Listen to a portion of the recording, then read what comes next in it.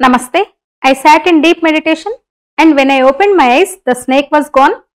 It was as if the peace of the Maharshi's presence had extended to the creature, causing it to live quietly. Paul Brunton అనే ఒక British రచయిత, journalist కూడా, తను రాసిన a search in secret India పుస్తకంలోది ఇది. 1930లో 1930లో అతను భారతదేశంలో పర్యటించాడు అంటారు కదా, ఇంటర్న్షిప్ ఆ టైప్లో అనుకోవచ్చు. అతను అధికారికంగా అక్కడి నుంచి వచ్చి ఈ తన అధ్యయనం కొనసాగించాడు అనమాట. అందులో భాగంగా చాలా మంది సాధు సంతులను, పుణ్యపురుషులను, మఠాధిపతులను, పీఠాధిపతులను కూడా ఆయన కలిశారు.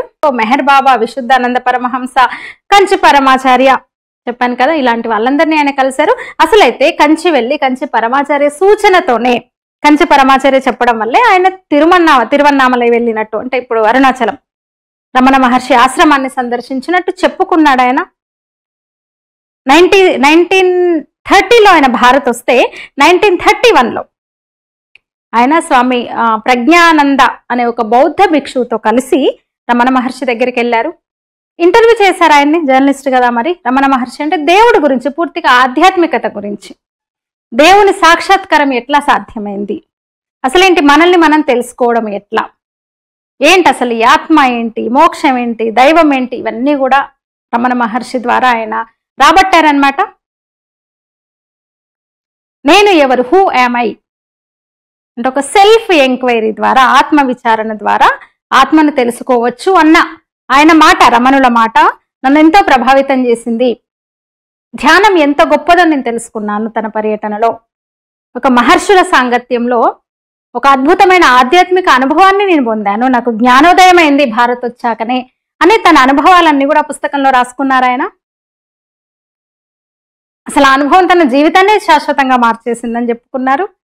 ముఖ్యంగా శాంతి, ఆధ్యాత్మికత, భక్తి, అసలు లీనమైపోయిన నేను, హూ యామ్ ఐ, ఈ బోధలు ముఖ్యంగా రమణుల వారివి నన్ను గాఢంగా ప్రభావితం చేసినాయి అని చెప్పుకున్నాడు. ఆ పుస్తకంలో రాశారు. పెద్ద పుస్తకం అది, అన్ని భాషల్లో కూడా రిలీజ్ అయింది, వచ్చింది.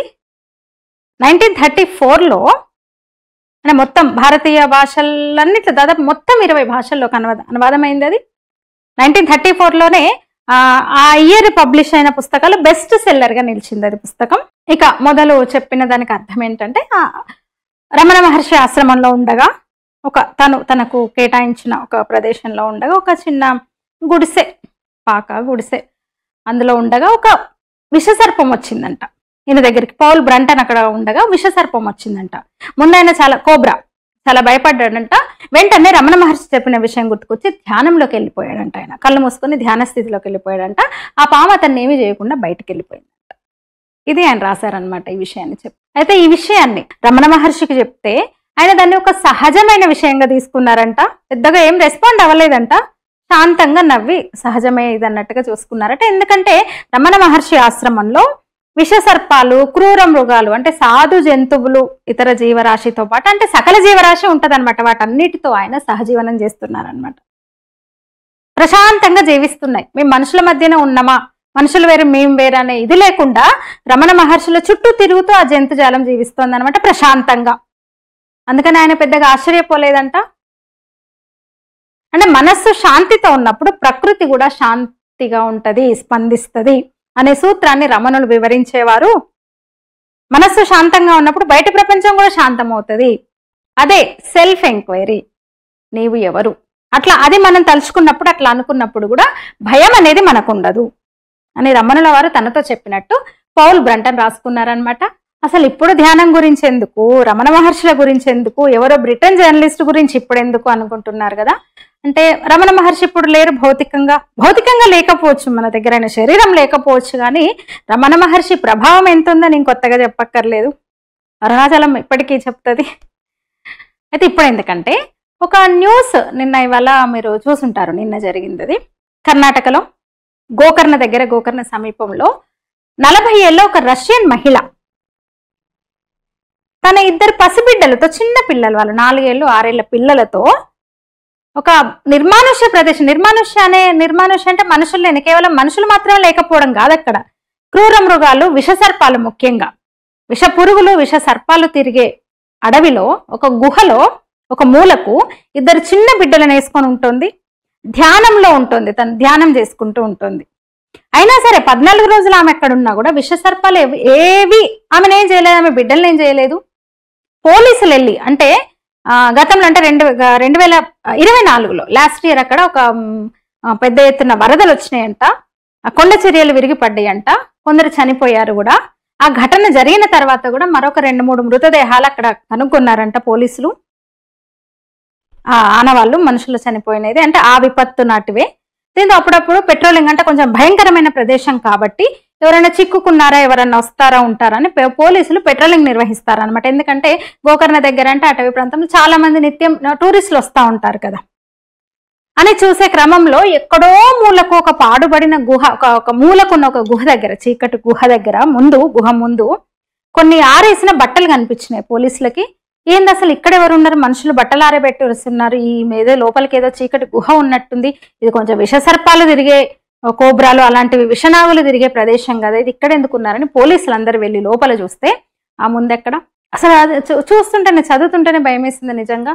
కానీ ఆమెకు భయం లేదు, అంటే ధ్యానం ఆమె భయాన్ని పోగొట్టింది. విషసర్పాలను సైతం వశం చేసుకునే నిర్భయత్వం శక్తి ధ్యానానికి ఉంది కదా. మరి పౌల్ బ్రంటన్ అదే చెప్పాడు. ఆమెను ఏదో ఆశ్రమాన్ని కూడా తరలించారు. అయితే ఇక్కడ ఇంకో విషయం ఏంటంటే ఆమె వీసా కూడా తను గడువు పూర్తయింది అని చెప్తున్నారు, తొందరలోనే రష్యాకు పంపించవచ్చు అంటున్నారు. పేరు నీనా కుటీనా. అయితే ఇక్కడ మోహి అని మార్చుకుంది, భారతదేశానికి వచ్చాక మోహి అని మార్చుకుంది. అయితే ఇక్కడ నన్ను ఎక్కువగా నాకు చాలా ఆశ్చర్యం కలిగించిన, నన్ను ఆకట్టుకున్న, నాకు ఆసక్తి కలిగించిన అంశం ఏంటంటే తను సన్యాసి కాదు, అవివాహిత కాదు, అంటే భారతీయతను ఆధ్యాత్మికతను వెతుక్కోవడం కోసం కదా ఆమె వచ్చింది.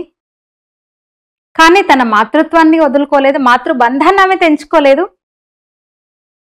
ఇక్కడ ఏదో ఉంది, భారతదేశంలో ఏదో ఉంది, ధ్యానంలో ఇంకేదో ఉంది అని ఇక్కడ ఆధ్యాత్మికతను వెతుక్కుంటూ వచ్చిన ఆమె పిల్లల్ని కూడా తన వెంట పెట్టుకుంది.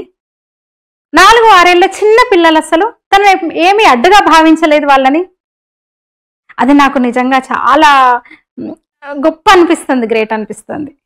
అంటే ఆమె బాధ్యత కూడా మరవలేదు, తన దారిలో పిల్లల బాధ్యత కూడా ఆమె మరవలేదు. చూడండి మరి ఈమెకి ఎట్లా సాధ్యమైంది? 14 రోజులు కట్టిక చీకట్లో, చిక్కటి అడవిలో, చీకటి గుహలో, ఒక విష సర్పాలు విష నాగులు తిరుగుతున్న ప్లేస్లో 14 రోజులు ఇద్దరు చిన్న బిడ్డలతో ఉంది. ఆమెను మరి విషనాగులు ఏం చేయలేదా అంటే చేయలేదు, ఎందుకంటే ఆమె ధ్యానం చేస్తుంది. ధ్యానంలోకి వెళ్ళగానే ఆ ధ్యాన తరంగాలు మొత్తం ప్రకృతి మీద, జంతు జాతులు, జీవజాతులు అన్నిటి మీద ప్రభావం చూపుతుంది. రమణ మహర్షి అదే చెప్పాడు, పౌల్ బ్రంటన్ అది అనుభవించాడు. ఇప్పుడు ఈ అమ్మాయి కూడా మోహిగా మారిన రష్యన్ మహిళ కూడా అదే అనుభవించింది. ఇది భారతీయత, ఇది హిందుత్వం. అంటే ఆమెకు ధ్యానం మీద ఉన్న శ్రద్ధ వల్ల పాములు ఆమెను ఏం చేయలేదు. ఈమె మాత్రమే కాదు, హిమాలయాల్లో మనం చూస్తాం సాధు సంతులు వీళ్ళందరూ కూడా సన్యాసులు హిమాలయాల్లో తిరుగుతుంటారు, అక్కడ పాములు, క్రూర మృగాలు కూడా తిరుగుతుంటాయి.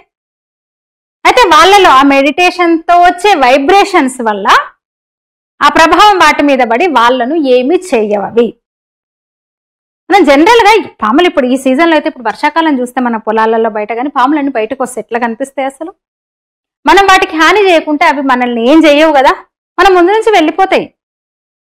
వీడు మనల్ని చంపబోతున్నాడా ఏంటి అని తెలిసి, అంటే మన మెదడులో నుంచి వచ్చే వైబ్రేషన్స్ ను అవి పసిగడతాయి, వీడు మనల్ని చంపబోతాడా లేదా వాడి దారిన వాడు పోతాడా అని. అంటే మన కళ్ళను, మన బాడీ మూమెంట్స్ ను బట్టే అవి కదులుతాయి, అవి రెస్పాండ్ అవుతాయి. ఇప్పుడు కోతులైనా కుక్కలైనా వాటి కళ్ళల్లోకి చూసే ప్రయత్నం చేస్తేనే అవి మన మీదకి వస్తాయి తప్ప మన పని ఏదో మనం చేసుకుంటూ మన దారిన మనం పోతే మన జోలికి కూడా రావాలి. ఏ జంతువులైనా అంతే, అట్లనే పాములు కూడా అంతే. ఎన్నో జంతువులు ఇప్పుడు ఈ పొలాలలో ముళ్ళలలో ఆహారం కోసం పోతాయి కదా, ఎన్ని పాములు తిరుగుతాయి అక్కడ. అట్లాంటి అసలు ఏ జంతువు ఉండొద్దు కదా, పాము కాటుకు బలవ్వాలి కదా, పాము కాటుకు గురవ్వాలి కదా. మరి అంతే, దాని పని అది చేసుకుని పోతుంది కాబట్టి దీని పని ఇది చేసుకొని పోతుంది. మనిషిని కూడా అట్లాగే ట్రీట్ చేస్తాయి కదా మరి అవన్నీ. ముఖ్యంగా భయమే అన్ని సమస్యలు, భయమే అన్ని సమస్యలను తీసుకొస్తుంది. భయమే ప్రాబ్లం అసలు మెయిన్. 7-2 ఏళ్ల పిల్లోడు కూడా తెలియకుంటే పాముతో ఆడుకుంటాడు, విషపాము వస్తే వాడికి తెలియదు. అంటే భయం అంటే తెలియని ఏజ్ కాబట్టి 2-3 ఏళ్లలో ఏదైతే ఏందో నాటబొమ్మలాగా విషపాముని తీసుకుంటాడు. పెద్ద అయిన తర్వాత చేస్తాడో చేయలేడు. అంటే అప్పటికే భయం వచ్చేస్తుంది వాడికి, చుట్టూ ఉన్న వాళ్ళ ద్వారా భయం వచ్చేస్తుంది, అదేంటో తెలుస్తుంది. అంటే భయమే అన్నిటికీ మూలం, సమస్యలకు కారణం. క్రూర మృగాల మధ్య ధ్యానం చేసుకుంటూ ఉంటారు మహర్షులు, హిమాలయాల్లో సాధువులు. అవేవి వారికి హాని చెయ్యవు.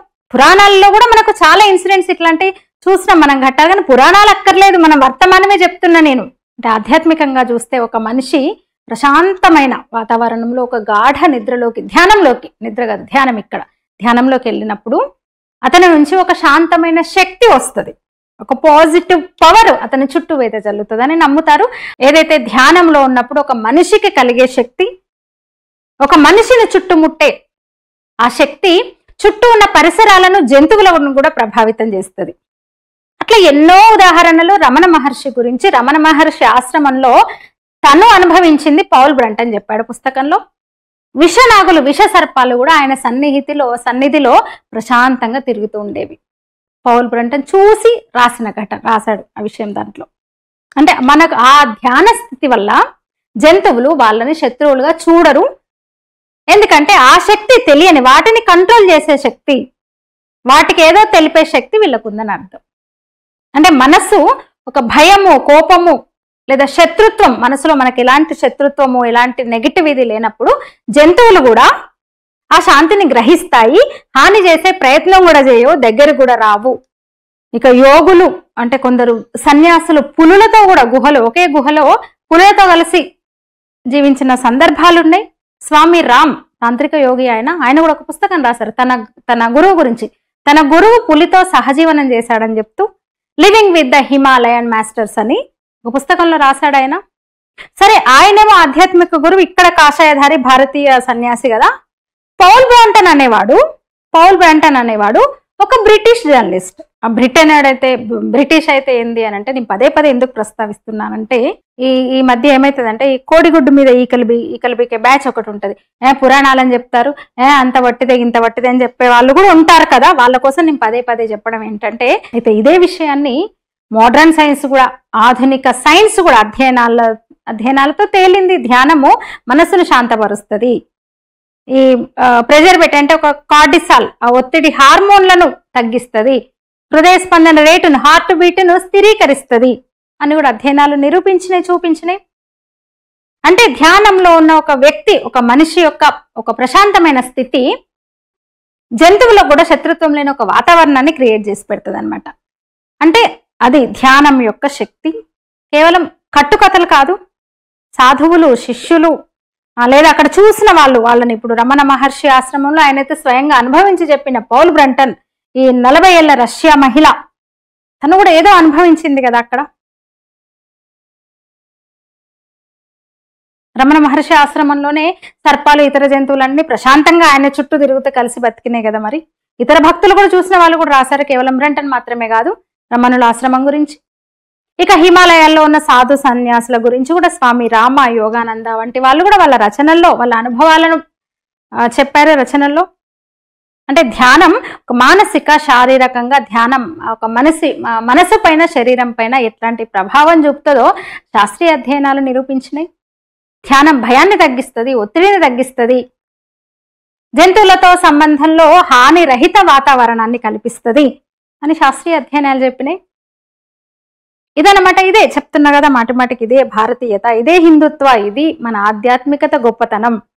కేవలం ఈ దేశంలో, ఈ నేల మీద పుట్టిన వాళ్ళే కాదు, ప్రపంచం మొత్తాన్ని, పాశ్చాత్య ప్రపంచాన్ని కూడా ఈ నేల ఆకర్షిస్తుంది. ఇందుకే నాడు పౌల్ బ్రంటన్, నేడు రష్యా మోహి. ఈ వీడియో మీద మీ అభిప్రాయాలు తెలియజేయండి, లైక్ చేయండి, షేర్ చేయండి, ఛానల్ని సబ్స్క్రైబ్ చేయండి. ధన్యవాదాలు.